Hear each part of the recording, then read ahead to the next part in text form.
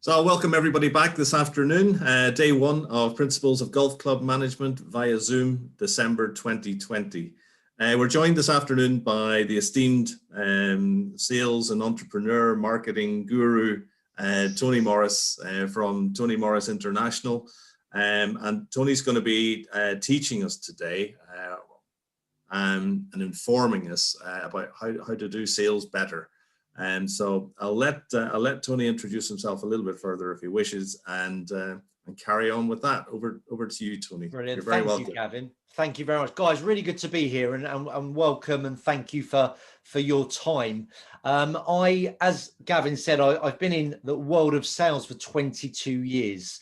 I've written 5 books on sales. I'm actually a speaker. I've spoken now in 25 countries. So my world has changed massively, like I'm sure we've all experienced, doing everything on Zoom. However, where I've added most value and probably most relevant for all of you today, one of my clients is called Topgolf, that you may be familiar with, may not be. In the UK, they've got 3 sites. In America, they've got 55 sites.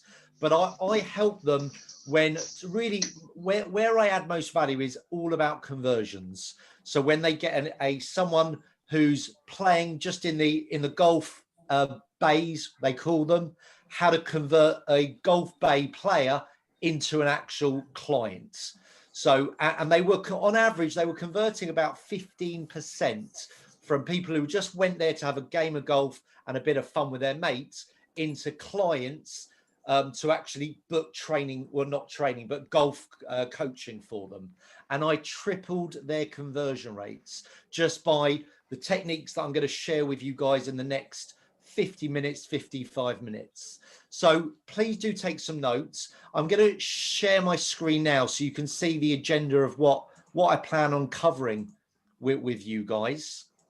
And obviously, if you've got any questions at all, please feel free, guys, to unmute yourself and ask me a question. I actually quite like being interrupted, believe it or not. So please do feel free to do so. So this is what I'm going to talk about in the short time I've got with all of you. This is really my plan. I want to talk about rapport and understand what it actually is and what it means to you. I'm going to talk about, out of the 250 sales books I've read, the best ones talk about the 2 golden rules. You're probably familiar with them, but I'm going to challenge them and talk through them. I'm going to give you a 5-step questioning methodology that I've created of how to engage prospects better. So if you've got maybe a golf member in your club coming into the shop looking at equipment, how do you engage them in conversation more effectively and turn that prospect into an actual customer? And I'm then going to teach you one of the most powerful techniques of how you can cross-sell and upsell at every given opportunity. It's a simple technique, but it's hugely powerful and impactful once you take action. And if we've got time, I'm going to touch on something called fab selling, if time allows, but we'll have to see. And I'm going to leave about 10 minutes, guys, for Q&A. If anyone's got any questions that they want to leave till the end, please do. But otherwise, please, as I said, interrupt me, unmute yourself and ask me a question. If you disagree with anything I share on this webinar, then again, unmute and challenge me. I will win, but it's worth that interaction just for a bit of fun. But guys, enjoy it. I'm just going to share some practical ideas that I've taught over 30,000 salespeople for the last 14 years in my company. So what is rapport? Let's start with that. David, if I can ask you to unmute yourself, David, for a moment. I like to make these a bit interactive. What's your understanding, David, of the word rapport? To start with, the back and forth between you and, say, a member, conversation with people. Yeah. How you talk to them, in the tone of which you speak to people. Yeah, tone of voice. So 2 things you've said there, which is absolutely gold. One is about interaction. It's definitely about interaction, 2-way interaction, and also about tonality. There is a part of rapport about your tone of voice, and I'm going to come on to that later on, why that's important. But thank you. Nick, anything different, Nick, to add to that? Yeah, certainly. It's a relationship. It's a connection with the member. Yeah. Empathy of as a person, not just as a golfer, but understanding both about what they Yes. want, about what they want to achieve of being a member at the golf club, whether it could be just as a social side of things. Yeah. It could be just coming up to meet friends and etc. Totally. So just to understand that what they want out of their membership, basically, Yeah, no, it's a really good and point. what goals and achievements they want. Brilliant. Really good point. So it's about showing empathy, and it's about understanding people's needs, wants, whether they're there for, they're taking golf quite seriously, or as you said, they're there just for the network and they just want to meet with people socially. Aidan, anything you would say different to what Nick has shared? No, I'd echo that. The word that sprung to my mind was the relationship, and I suppose you build that over time, and probably the rapport, the roles within that relationship that are created. Yeah, absolutely. And ultimately, you can't have a relationship if you haven't got rapport. Rapport comes first. Mark, what would you say different to what you've heard so far? Like you, I've got strong sales background. Engagement. Engagement. I love that word. Do you know, Mark, do you know where the word rapport comes from?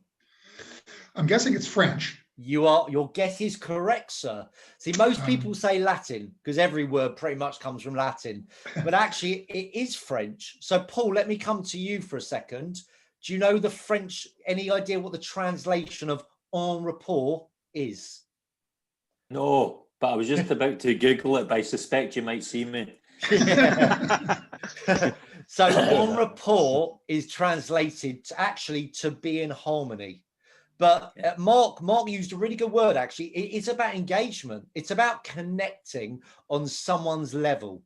So if you just take a look here of my sort of description of what rapport really is about, connecting, gaining trust, making people comfortable. The biggest tip I can ever give anyone on rapport is this. You don't need to be interesting, be interested. Because psychology tells us, guys, people love to talk, and they love to talk about themselves. So if we get people talking, they're comfortable. And if they're comfortable, they're going to warm to you and like you. And if they warm and like to you, they are more receptive to your ideas, your suggestions, or the points you're making. And I don't know if you guys have heard of Pareto's law. Anyone familiar with Pareto's law? Gavin's nodding. You are. Gavin, what's your understanding of Pareto's law? It can be used in a number of different industry sectors, but it's the 80-20 rule, where 20% of something is worth 80% of the total value. Spot on. 80% is worth 20%. So Pareto was actually an Italian economist. His name was Vilfredo Pareto. And as Gavin rightly said, his law was known as the 80-20 law. If I give you two examples, I do quite a lot of work in retail. I did before COVID. 80% of their profit margins actually came from 20% of their product line. So if you look in a golf shop, guys, I would almost guarantee 80% of profit will come from 20% of the product line you are selling. It's just a common law that applies across all different businesses. But where else it's relevant is when you are trying to gain a rapport with a prospect or a client or a golf member. You should be speaking only 20% and listening 80%. I'm sure, Mark, a lot of experience in sales, you've heard that before. And there's a common saying in sales, you've got 2 ears, 1 mouth. Use them in that order. Most people I work with in sales have 5 mouths, 1 ear. They do it the wrong way round. And that's because as salespeople, we like to talk. And we like the sound of our own voice, but prospects don't. Prospects like the sound of their voice, not the other way round. Have any of you ever heard of something called NLP? No, not familiar. So NLP stands for Neuro Linguistic Programming. It was created in the 70s by these two, I guess, psychologists, Bandler and Grinder. and American psychologists, and it's all about communication. So if you break those words down, neuro is the brain, linguistic is words or language, and programming is patterns or structures. And it's all about, guys, how we absorb information. And this is really good for you to know if you're a golf coach or if you're trying to communicate effectively with people, because they call this the VAC model. I don't know if you guys have heard of this before, but all of us have what's called a preferred communication method. I'm a visual learner. So if I'm having golf lessons, I need to see what the coach is teaching me. They've got to, rather than tell me how to do a shot, they've got to show it to me. I can't compute the data without seeing it.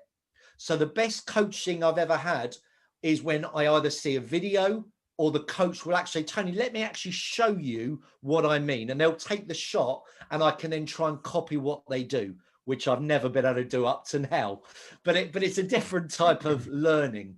So most 40% of people are visual, 30% of people are auditory, which is what you hear, and 30% are what's called kinesthetic.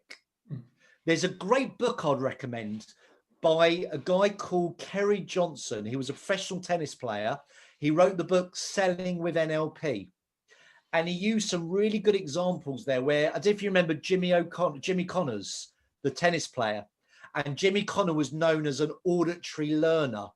And Jimmy Connor, when he was interviewed, said with his opponent, he didn't look at the shot he was doing. He used to listen to the sound the ball made off his racket to know the type of spin the player was using.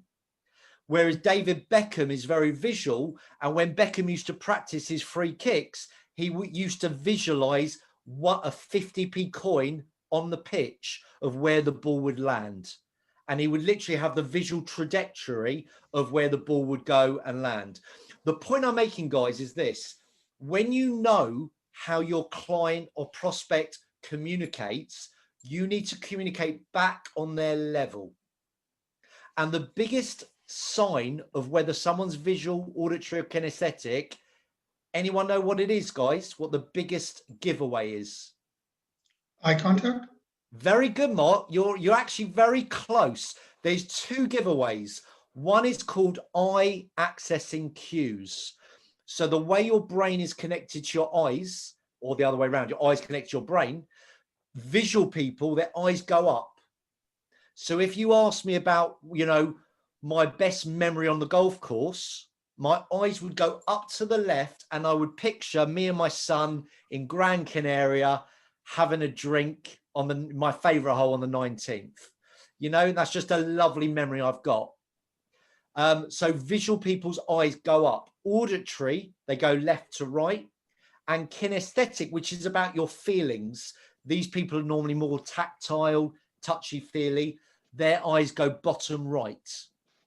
And you can't fake this. So after about a minute of talking to someone, you'll see where their eyes go.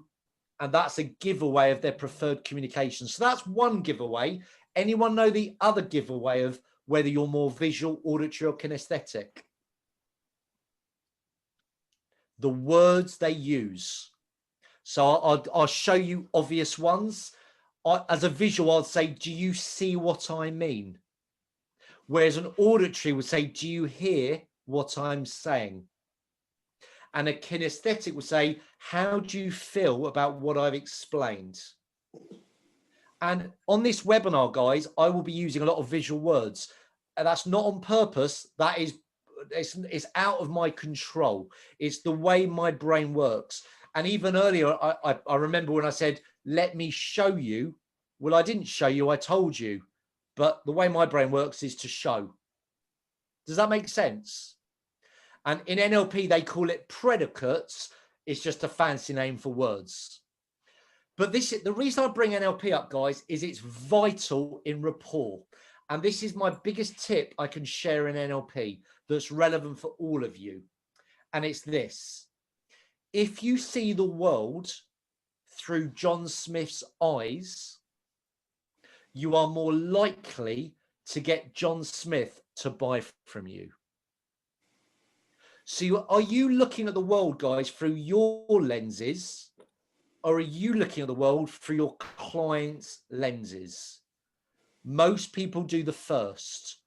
Super successful salespeople do the latter, which is a small percentage. And if every time you are conversing with someone, but you're trying to see their lenses, you're trying to see their perspective, you are more likely to get them on your side and be able to influence and persuade them to take the action you want. In fact, let me demonstrate this, guys, with a technique. Just put your pens down or mugs down for 1 sec and just look at me for 1 sec. Have both your hands available. With your right hand, make the shape of a gun. Perfect. Turn that into a circle. Excellent. Just place that on your chin. Is that your chin? So half of you got it, but I got a couple of you at the beginning. My daughter's done that to me. I got it wrong again. I'm impressed. The reason, guys, a couple of you went like that to begin is because you were looking at me. And the technique is called matching or mirroring. You may have heard of that. Do you remember at school, Simon Says? So the way we copy, the way our brains work is you will normally copy what you're looking at. So therefore, to build a rapport with someone face to face is you actually got to copy their body language. So if I'm speaking with a client face to face, I might say, Paul, I've got a question. You know, where do you see your business in the next year? Now, if Paul and I have got a rapport, Paul would go, that's a good question. And he'll start to copy me without even realizing it. All of you have experienced this before. You know, when you see someone yawn, you normally yawn. And that isn't because you're tired. It's called instantaneous rapport. And the guy who is an absolute master at this is a magician that you may have seen before called Darren Brown. I've seen Darren Brown perform live a couple of times. I've read one of his best books, Tricks of the Mind. To me, it's fascinating because it's all about psychology of sales, which I find really interesting. But one of the big things with that is what I've just shown you, the matching technique. One nice technique, guys, that Darren Brown shared, and I want to share this with all of you. If you work in a golf club and you need to remember the names of your members, especially if you see them quite regularly, it's quite embarrassing if you go, hi, mate, the whole time, and you don't remember their name, especially if you want to introduce an existing member to maybe a new member. It's quite awkward to go, hi, meet my mate, mate, meet mate. Do you know what I mean? So a very clever technique to do that is to remember a famous person that their name is relevant. So, you know, so obviously Nick or Galaxy, I now know it's Nick because I've written it down, but I've got a friend of mine who used to be a pro footballer called Nick Lee. I would remember, when I look at you, I would remember Nick Lee. And then immediately my mind will always remember you as Nick. So if you can remember a famous person with the same name, and that you'll always remember their name, because you remember things is proven 8 times more visually than if you just see a word. Just how the brains work. Any questions so far, guys? Or is this all making sense? Oh, very Yes. good. Good. I'd like to say that with the systems that we have in place with Intelligent Golf, it's made it a lot easier for me to find out somebody's name if I don't know who it is. Yes. Or, I mean, if it's somebody new coming in for membership, then I'd make sure I introduce myself and who I am, what my role is, and then hopefully they'll tell me their name. But in the systems, I've been a member for years, but I just don't know their first name, or I don't know their surname, and it's there. So I make it my mission, as it were, every day or every shift to learn a new name. I love it. What a good idea.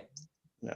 I love that. And so there's 2 things I would add to that, Nick. One is try this technique to remember a famous person, their name. And look, you guys, you all love golf, I imagine. There's enough, you know, I could easily remember Nick.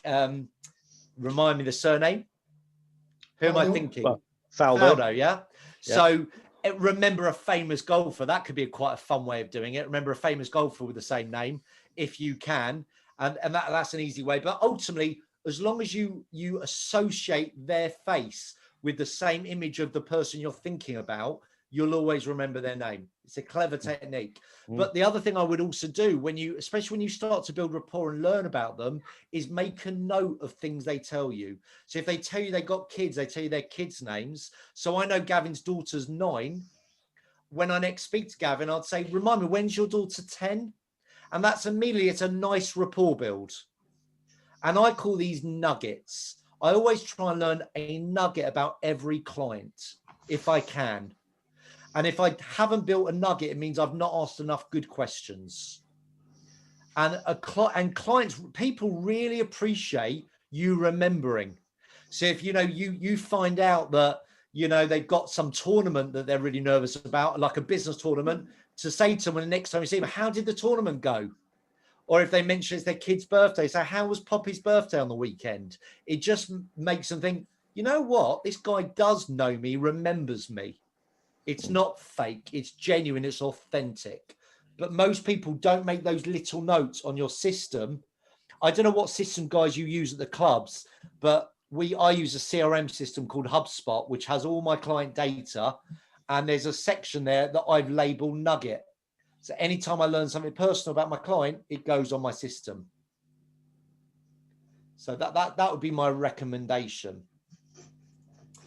So I spoke earlier, guys, about the 2 golden rules. You've probably all heard of them before, but I just want to discuss them.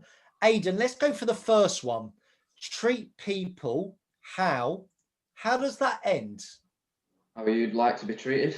How you would like to be treated. Absolutely. You've all heard that before, right? Show of hands, guys, who agrees with that? All of you. William, didn't see your hand go up. Does that mean you disagree, William? Unmute yourself just for a moment, William. I was thinking kind of more similar sort of thing, but treat people how you think they want to be treated. Is that? It's funny you say it. So actually, the treat people how you want to be treated is incorrect. And it's what everyone believes because it's what we grow up with. And I don't know about you guys, my late father always said it to me, and bless him, he was wrong. So David, one word needs to change in that sentence. Treat people how you would like to be treated. What do you believe it is? What word needs to change? I think William was right. It's how they want to be treated. Spot on. I initially, when you said it, I went, let's treat people how they want. And I've been thinking, and I straight away went, no, it needs to be how, because I've said that for years to my staff. Treat the customer how you want to be treated. And over time, it's sort of got, actually, no, it needs to be how they want to be treated. Totally. Because think about this, guys, we're all different. Every single one of us are a little bit different. And how can I treat all of you the same as I want to be? Because I'm different to all of you. So I might be higher maintenance than all of you and get a bit stroppy that if you don't remember my name. A good example of this, I had a client called Wren Kitchens. Some of you may or may not know Wren Kitchens. And the MD was a guy called Armando Sanchez. And I remember I met the owner, who's a guy called Malcolm Healy. He's a billionaire from York. And I remember I met Malcolm. He owns Wren and he owns eBuyer. And I met him, great meeting, won the business.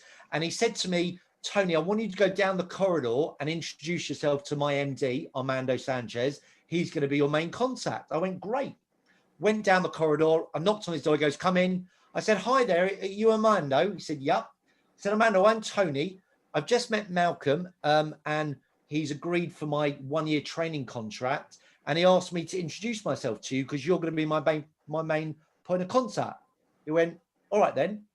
Well, you've done that now. I went, right. So I said, nice to see you. And that was literally it, right? That was in the November. Next time I saw him was just after Christmas. They had their big New Year's sale. And I went, I said, Armando, how was your Christmas? It was fine. What can I do for you? And I remember thinking, what's his problem? Why doesn't he like me? But I realized he was what's called a red behavior. And I'm a yellow behavior. So I like to be liked. I like to have a bit of a laugh. I'm an extrovert. I feed off other people's energy. But he wasn't like me. In fact, he was very different. He was an ultra red behavior, which means he's very direct. He's impatient. He doesn't suffer fools. He wants everything done yesterday. He hasn't got much time for people. Now, he's not my mate. He's my client. And I had to understand that's what he was like.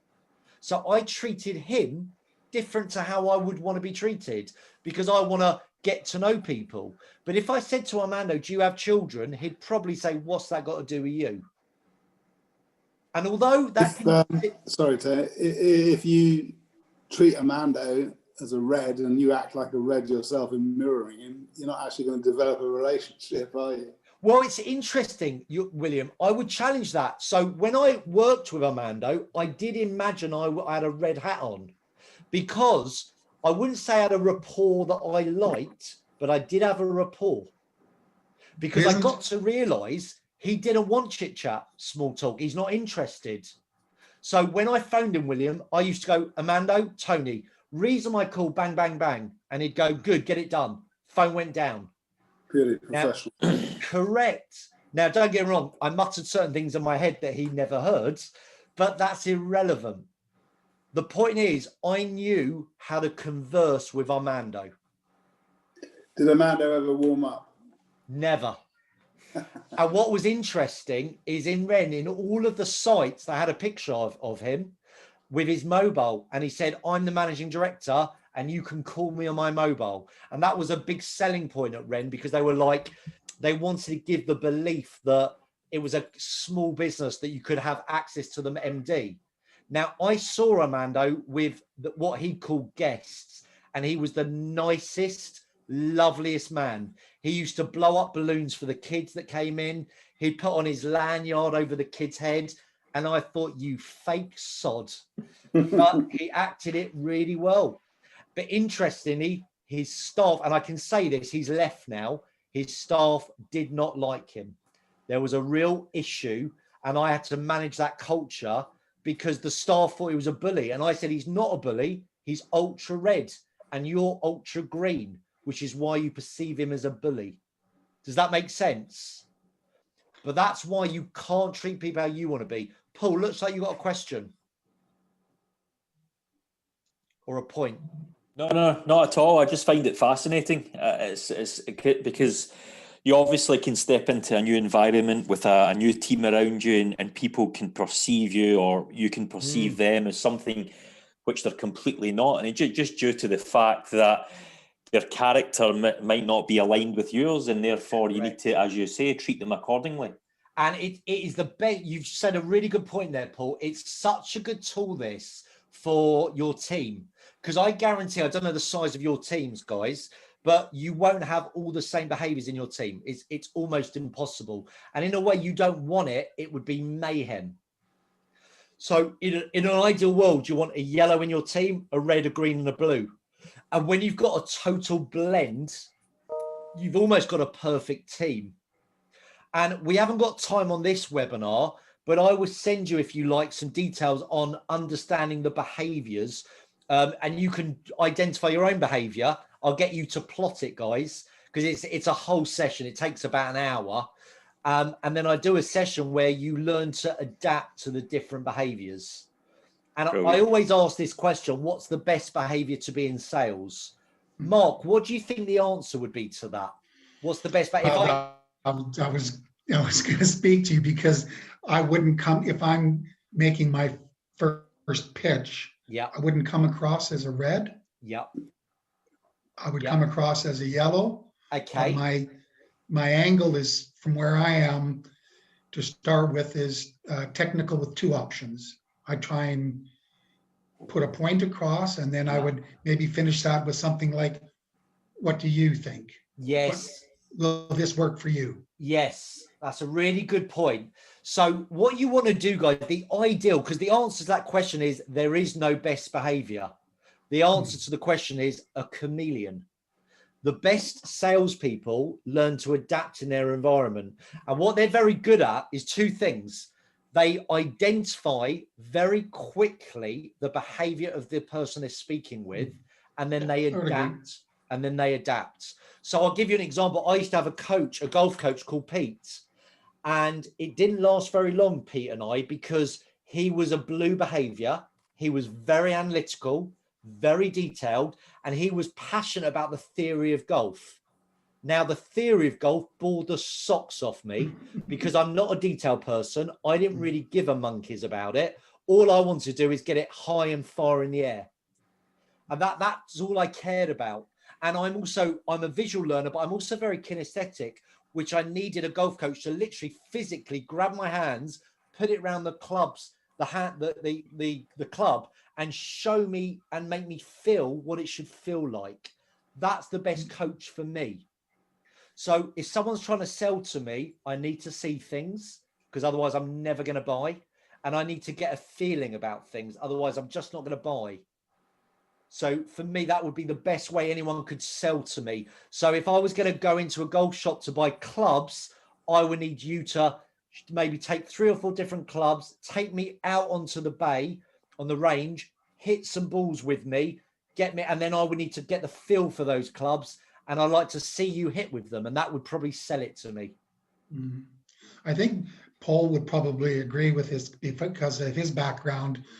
When you start with the PGA, they use 3 things as explanation, application, and demonstration. Yeah. Explain the principle in hand, apply it to the student, and then demonstrate it. So it's cross-functional. You can take that into a selling arena. Yeah. Yeah, love it. I love that. So there's the other golden rule, guy, is people buy from. How does that end? Gavin, any ideas how that ends? From someone you trust. You're close. And I wouldn't say you're wrong, but I would say there's one that's even more important than that. So the saying is people buy from people, which is quite a well-known sort of sales saying. What they mean by that is everyone buys emotionally, but then logic comes in to justify their decision. However, I believe it's missing 2 4-letter words. People buy from people, bang, bang. What are the 2 words, William? Well, I was going to say people buy from empathetic people. I've heard people buy 4-letter words. Yeah. People buy from people. What do you reckon? Who care, I suppose. Who care? Would that be? That's not 2 4-letter words. Yeah, exactly. It's not 2 4-letter words. Got me on the 4-letter words. They like. David, you're close, you know, and I used to think it was, but I reckon 40% of my clients don't like me. And that used to really bother me because I'm a great bloke. But what I realized is they're not there to like me. Take Armando. He's not there to like me. He's there. Does he trust me? Am I credible in his eyes? So you're close, David, but it's not they like and it's not they trust that Gavin said. What do you reckon, Nick? What do you reckon? 2 4. Let's play Hangman. I love a game of Hangman. Give me a letter, Nick. E. Yeah, you got 2 E. So guys, draw out 2 4-letter words. So 4 tabs, space 4 tabs. And I'll tell you where the E goes. The E goes at the 4th letter of the first word and the 3rd letter of the second word. So you got 2 E's there. Mark, give me another letter. R. No, there is no R. So the first line, Nick, Mark, has been drawn. David, give me another one. Y. No Y. 2 lines have been drawn. Be careful, people. Aidan. T. Yes. First letter of the second word. Second. I love a game of Hangman. They don't play this enough, in my opinion. So I'm coming to you, Paul. L. First letter of the first word. Okay. So can I guess the first Go one? for it. People buy from people like them. Like them. Guys, them. we gravitate towards people like us. It is the way we are wired. Believe it or not, I do a lot of speaking engagements, or I did before COVID, and I would speak to a room of 1,000 people, strangers, by the way, not just to me, to themselves. And what I noticed in the first break, behaviors, people started to gravitate towards people like them without meeting them. And they just started to form groups, and they just started to get on because they were like each other. It's mad how that works. But I don't know if you know, there was a study done on how people actually communicate. I don't know if you know this study. Just make a note of these percentages, guys. The study was done by two researchers called Dr. Morabian and Dr. Argyle of how we communicate. One of the things is 55%. One of the things is 7. And one of the things is 38. Now, one of those percentages is words in terms of how we communicate. One of them is sound, how we sound, and another one is body language. So, Aidan, what do you reckon? We got 55, 7, and 38. Which is which, in your opinion? Body language, 55, I guess. Okay. What were the other ones? Oh, sound and words. And words. Yeah. Go on, I'll go sound 38, words 7. Back of the net, Aidan. Back of the net. You're a good guesser. Mate, buy yourself a lottery ticket tonight. You are spot on. But guys, think about that for a moment, okay? So face-to-face, 55% of how we communicate is non-verbal. So think about the signals you are giving off when you meet a member for the first time. You know, are you arched over your desk? Do you give them a positive handshake? Obviously, back in the good old days when we could shake people's hands. You know, do you smile at them? Do you give eye contact? All these things are so basic, but these things that a lot of people don't do. And then they wonder why they can't connect with people on their level. So I've spoken about NLP and I spoke about the best way to build rapport. What I want to talk about, guys, is a 5-step questioning methodology. And I'm going to role play it actually to teach you 5 different types of questions. I need one of you to volunteer. We're going to talk about a topic that you like, and I'll be the questioner. You're just going to be the recipient. Any volunteers? Oh, go on then. Oh, thanks, David. You're welcome. So, David, always up for making a tit of myself. No, you won't. I'll make the tit of myself. What's your topic, David? Choose any topic you like. Snowboarding. Love it. Love it. Ooh. Okay. So I'm going to have a chat, guys, with David about snowboarding. And I'm then going to, and I want you to notice the 5 different questions I'm going to use to engage David, build a rapport, make him comfortable, etc. So David, I was very fortunate to do a season in Whistler snowboarding, which is probably one of the best years of my life. When did you get into snowboarding? So I got invited to go on skiing holiday with my friends, basically, who I grew up with. They'd done it through college and I'd never been, and they just said, look, come along, we'll take you skiing. Fantastic. And where was that? Where was your first place with them? So the first skiing holiday would have been Montgenèvre in France. Oh, been there. Nice. Oh, really? I've never been. Yeah, stunning. Stunning. Really? Yeah. And how old were you Nice. then for your first trip? 22. 22. So where would you say is the best place you've snowboarded ever? Breckenridge in Colorado. Really? And what was it? I've never been to Colorado. What was it about that in particular that you loved? The holiday itself was just unbelievable. We did it for 2 weeks. The resort, it's 4 massive mountains. It's endless. We were there for 2 weeks and we still didn't cover the whole mountain. Wow. Yeah. You say we. Who did you go with? There was 4 of us altogether. Fantastic. Me, Warren, Chris, and James. Love that. So, And yeah. what is it about snowboarding that appeals to you as opposed to skiing? I actually do both.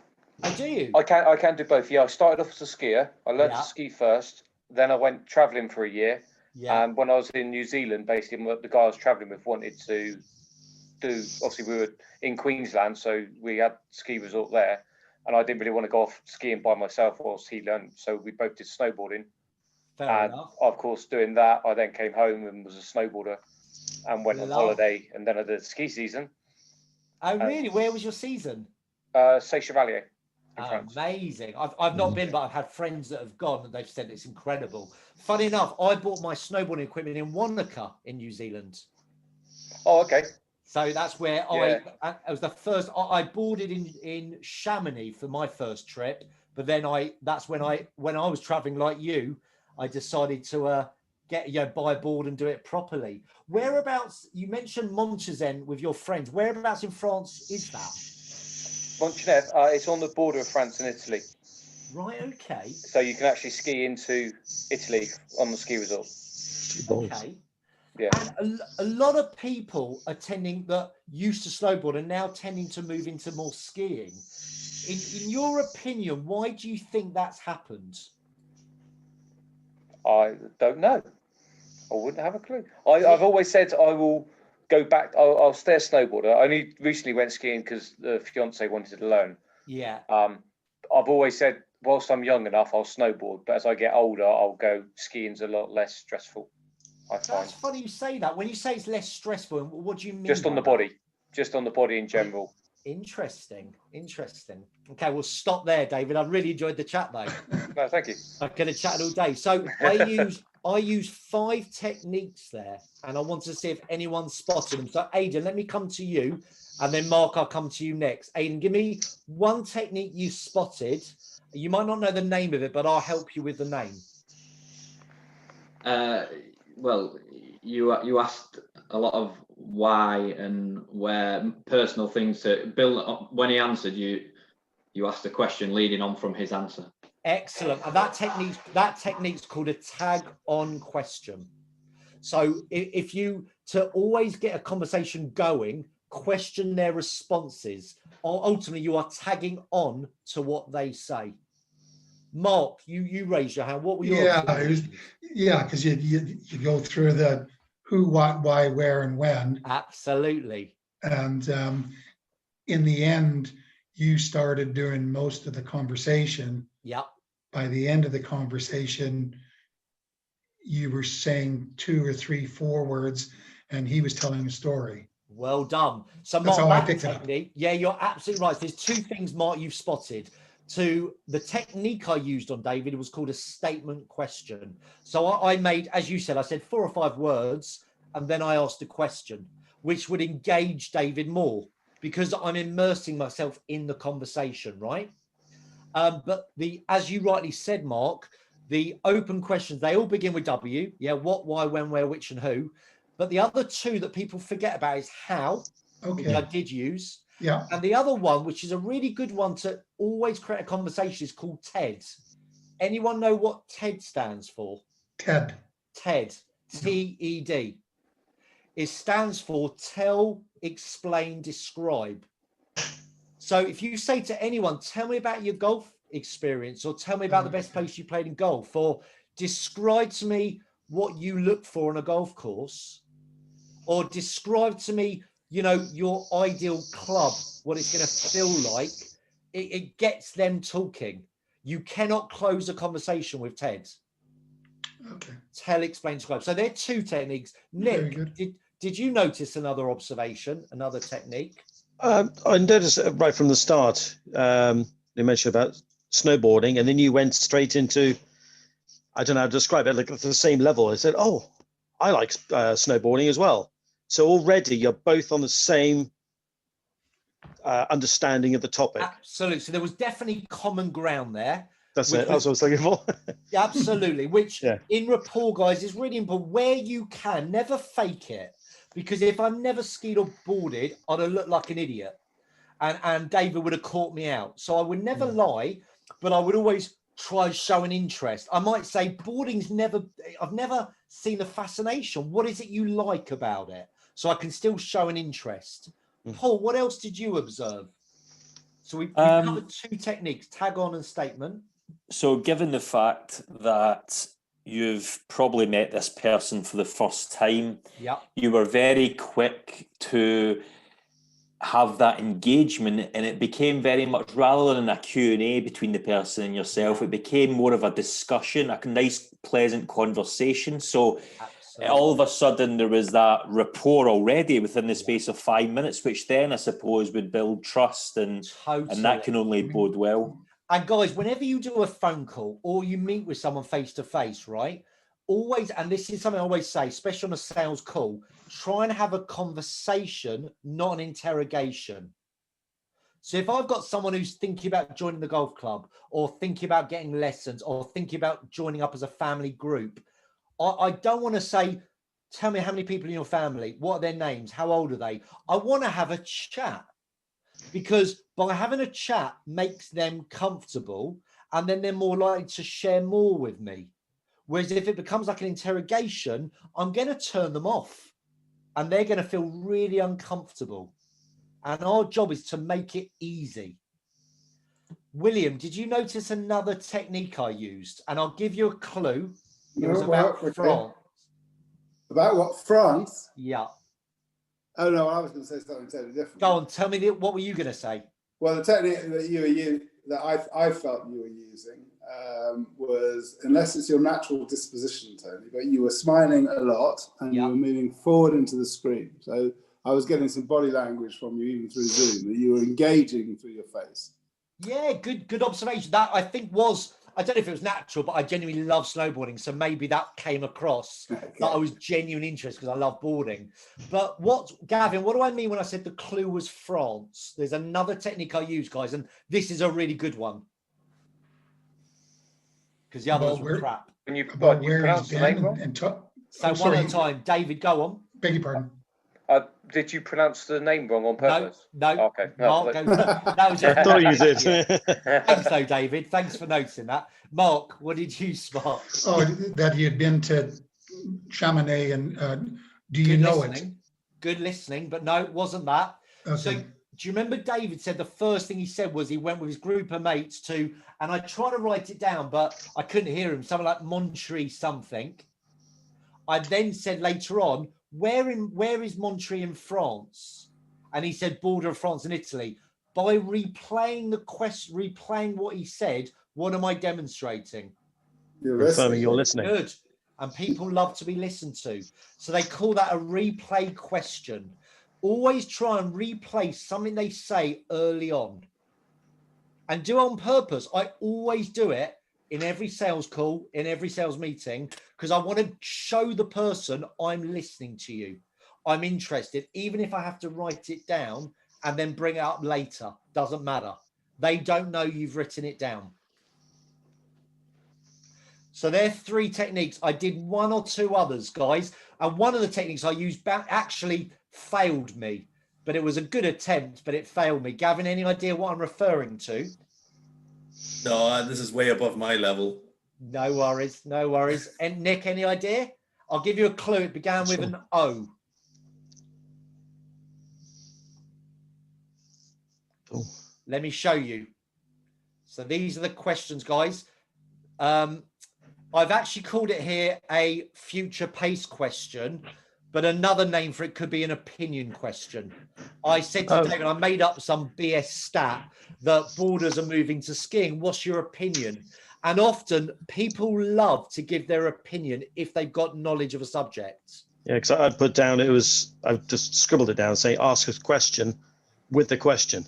Yeah, so you're on the right lines, Nick. So it's getting them to think about an answer like you did about so the future of skiing. Yeah, exactly. So if I said to you guys, and we're all golfers here, right? I believe, if I said, why do you think Tiger went so off the ball when all that stuff came out about his, adultery? Why do you think it had that big an effect? What's your opinion? You guys would have talked about it, right? Or if I said, how do you think he's found his form again? Or you know, people say Seve's the best golfer that's ever lived. What's your opinion on that? It will get you talking. Even if you don't know golf, it would get you talking, because everyone's heard of Seve, or most people have heard of Seve, and most people have got an opinion. So ask for it. Most people don't ask for an opinion. So if you just look through those 5 steps, guys, tag on statement. I did a clarification question on David. Did anyone notice where? He actually gave it to me. He said about as he gets older, he's then going to go into skiing because it's less stressful. Now, I don't know what he meant. I really didn't. So I said, what do you mean? He said, on the body. But I thought he meant snowboarding to him is stressful, and I didn't understand why. But that's not at all what he meant. So you need to clarify, because I might say, I'm finding my putting really tough. What's that mean? Does it mean I'm missing the 3-inch putts, or does it mean I can't get my putters wrong? Does it mean I can't see the line? What do I mean? So if there's any vague or ambiguous language, do a clarification. Say, what do you mean by that? Which is what I did with David. And then I understood exactly what he meant. Does anyone know what a future pace question is? No? This is a great future pace question. Imagine you're a golf coach, or you're a golf, you're running a court, you're a manager, and you want someone's thinking about signing up as a family group. They're umming and ahhing. You would say, let's fast forward 1 year from today. How do you know signing up to the club would have been a success? So if they say, well, I play golf once a week, and my kids join me in the summer only, and we go for a swim, or, you know, my mates come and play snooker at the club with me because they all play snooker, but they don't play golf. That to me is a success. That means I've got my money out of my membership. Now you know what's important to them. So people find it easier if you future pace them. They know what good looks like. Does that make sense? Because it does make sense. Can I ask a question on that? Of course you can. It's totally different, I suppose, where you look at it. If you say, where do you see yourself as a member? Where do you see yours, or whatever it could be? Where do you see yourself in 2 to 3 years' time? Yeah. With your membership? Or the way you're asking it, is you're visualizing what effect it'll make on you. It's not where you'll be. You say, oh, well, my handicap will come down by 3. Yeah. Or this is what it's going to do for me and my life, my family. That's a big difference. When I joined a golf club, I joined Durham Golf Club in Arkley, and the manager was terrible at dealing with me because, you know, in his defense, probably he's never been trained. He wasn't a salesperson, right? But I couldn't warrant spending £1,000, ultimately almost 600 quid a month for a family membership. So I signed up 250 quid for me. Whereas if it had said, picture the summer with the children, your wife meeting for ladies' lunch, what would make it, let's fast forward a year from today. How do you know your family membership was worthwhile? Then I'd have started to talk. And then it had said, well, look, just on what you've said, and now he's got me. But he didn't get my head to go there. I was just thinking 600 quid's a lot of money. So I wasn't visualizing kids playing swimming every weekend with me after a nice game of golf. My missus goes out on a lot of coffees and lunches with all our kids' friends' mums. Tough life she leads. So, do you know what I mean? I wasn't thinking about that. Had he got my mind there, maybe I would have. So the last thing I want to finish, yes, David. So that's one thing I noticed. I've got a lot of friends who are ex-footballers, ex-rugby players. I've been playing golf for a long time. Yeah. One of them just started up, and I'm looking at this like trying to get him to become a member of the club. Yep. And he's like, he's in a really good job, good money, and he just goes, I can't justify paying 650 odd quid a year just to play golf. Yep. And no matter what I said to him, he just didn't seem to want to. That's it. I ain't paying 650 quid to play golf. So a couple of questions I'd ask. I'd say, if it was, just out of curiosity, if it was £350 a year, then would you? So what the reason I'm doing that, you're not dropping your prices. I just want to justify what level he's comfortable with. Okay. Yeah. So if ultimately, let's say he says, you know what, if it was 400 quid a year, David, I'd do it. but for 600 I won't. What your job then is to sell the difference, because we're only talking 200 quid a year that he's not comfortable with, which really in the grand scheme is we're talking £16 a month. We're talking £4 a week. And if the guy's got a good job, £4 a week is a pint a week or a latte a week, right? So are you telling me you wouldn't want to spend just a latte a week to come and have a game of golf? Is that what's stopping you from coming to play golf? You see what I mean? And £200 becomes palatable when you know what his level is. And they call that technique sell the difference. Don't focus on the 650, focus on the difference of what, because he said, I can't justify those prices. So he's obviously got a figure in his head and you're above it, your club's above it. I want to know what that difference is. And when you break it down, you will be talking a latte a week. Whatever is he a big drinker, like beer or coffee? But whatever his preferred drink is, do you see what I mean? Yeah. It's a pint a week. So yeah, hopefully that answers that question. So guys, I want to finish on this. Amazon. Guys, I'm sure we've all shopped on Amazon. And if during lockdown you haven't, then you're the only people I know that haven't. And this is where cross-selling to me comes into its own. I'll give you an example.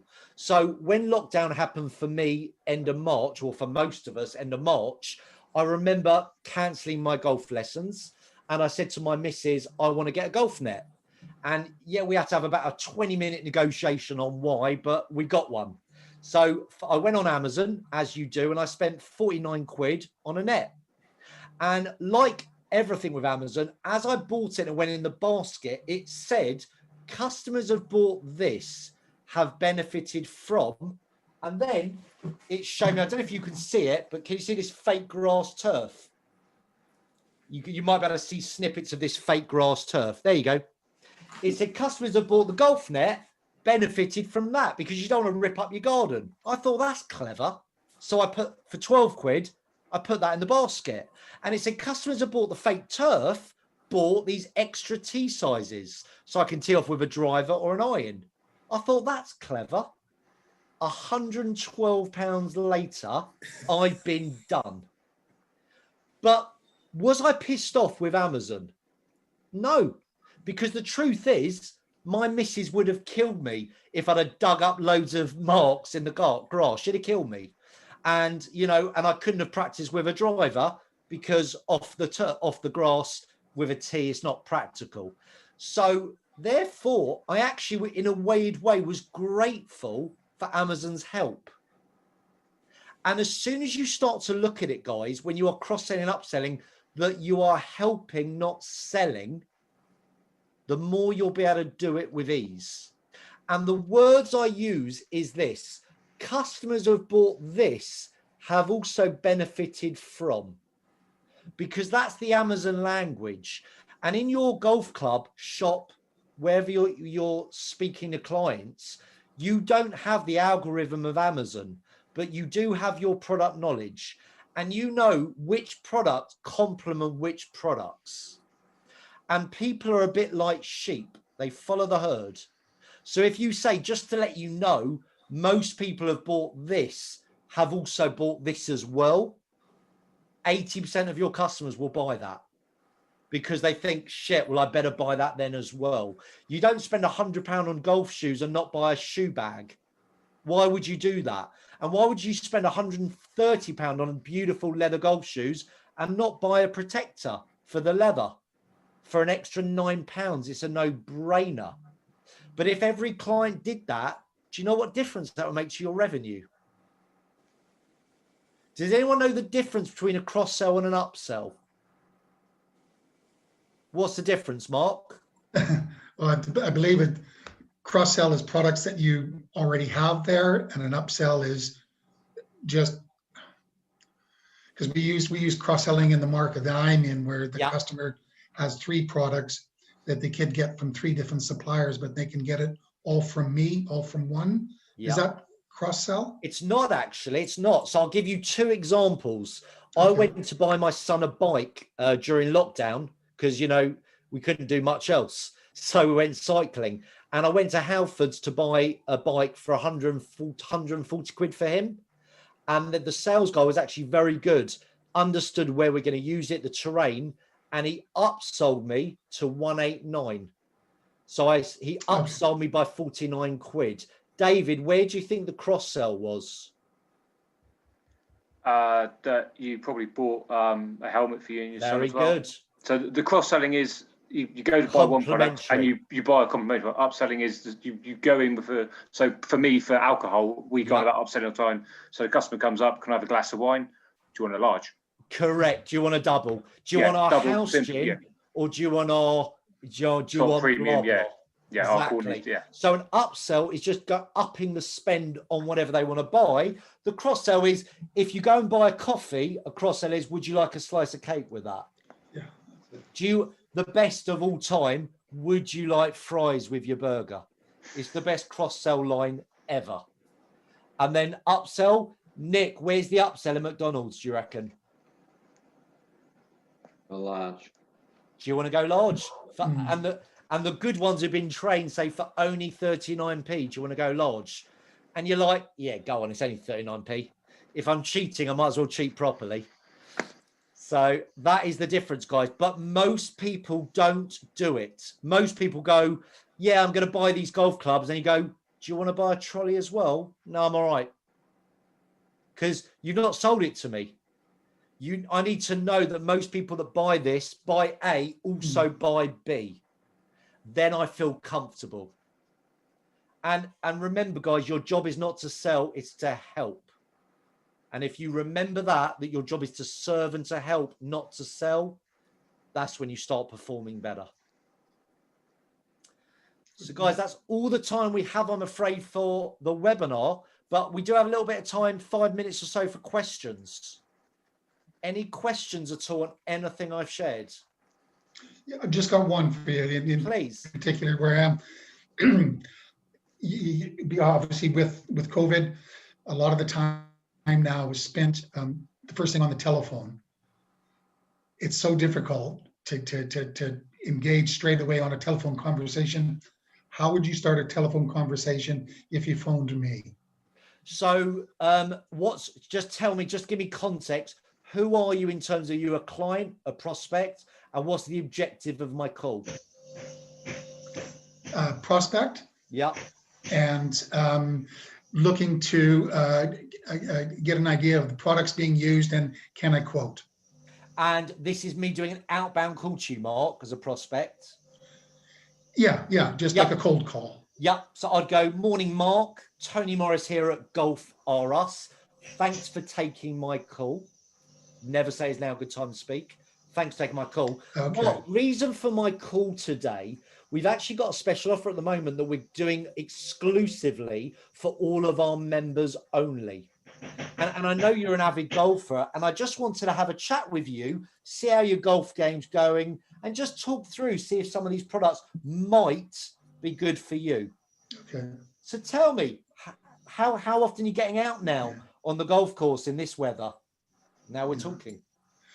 That's the thing, because sometimes when I go to make a telephone call, I have a tendency either to stammer or to waffle a little bit as opposed to be, and I think that's such a tricky thing to do. Most people do. So I would always do the thanks for taking my call or glad I've caught you. Much better than now good time to speak, never ask. And then I would say reason for the call, be clear. Well, reason I'm reaching out today is blah, blah, blah. But then I'm going to ask you an open question to engage you. Like, how often are you getting out there on the track these days? Yeah. Or, how have you found golf, with lockdown? How's it been for you? Just get them talking. Yeah. I think just the first engagement, whereas the reason for my call. Yeah, that's a very good point. Yeah. I'll bear that. Yeah. Cheers. Pleasure. Any other questions, guys? Tony, can I ask you a question? Of course you can. So all these things that you've been mentioning are great, and you seem very much like a bubbly, positive person, which probably helps the sales. That's all the drugs, Ada. It's all the drugs I do. I'm not normally like this. But for what I'll sort of call a naturally introverted person, yeah. Do you have any techniques or like little sort of tricks of the trade, to just remind yourself that, you need to be asking these questions? I mean, even I suppose my first thoughts now would be to have like sort of like written down, just general questions about everything, so that you have them in your desk, and you know when people are coming in. But so, Aidan, two things I'm going to say to you. Don't worry that actually I don't like negative language. Rest assured that your introvert doesn't matter. Whether you're introvert, extrovert is irrelevant, because it's not about you, it's about the customer. So if the customer's an introvert, happy days for you. If the customer's an extrovert, just show you're interested. Yeah. Remember, as an introvert, as long as you show you're interested in them, that's all they care about. And the way I learned my craft is, you know, the W's. I used to, as I'm a visual, I drew an H, which was a bench with 6 bums on a bench, and the 6 bums was 6 W's. What, why, when, where, which, who.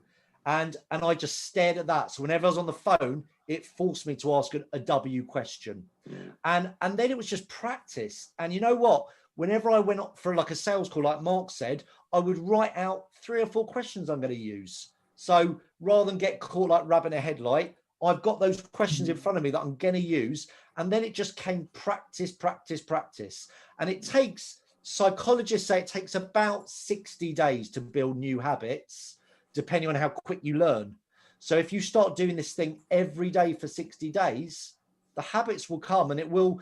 I know, although when I do it seems very natural, trust me, it wasn't 22 years ago when I started. I was a rumbling fool. And even now I'm still learning, you know, we all learn in sales.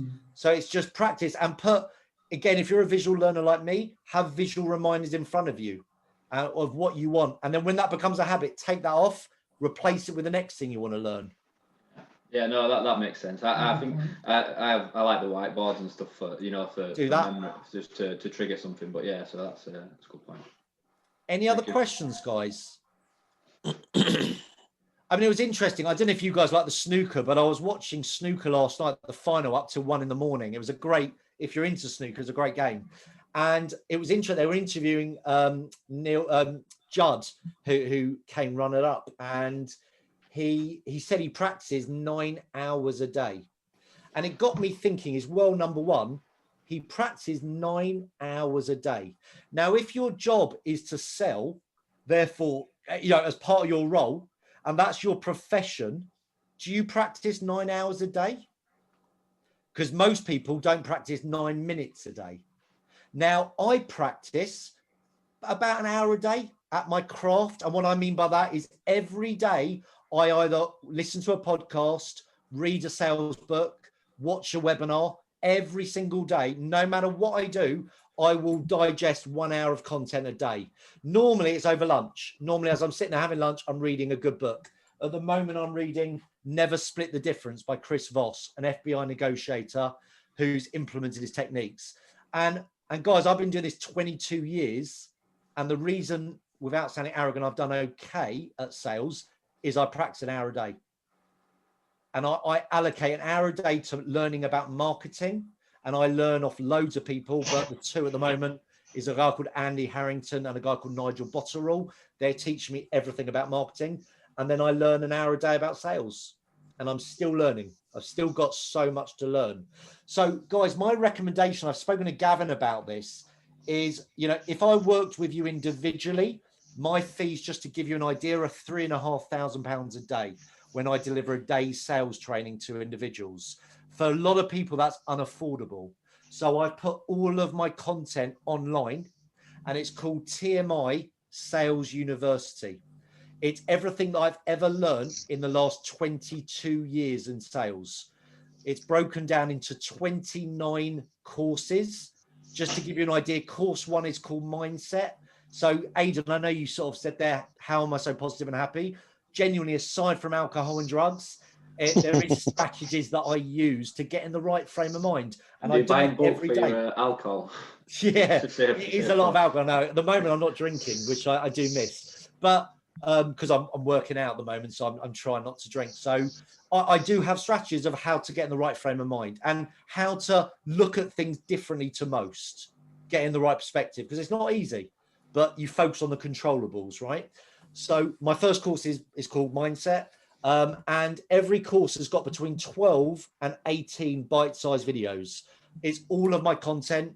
and there's a test after every module, and there's a downloadable workbook.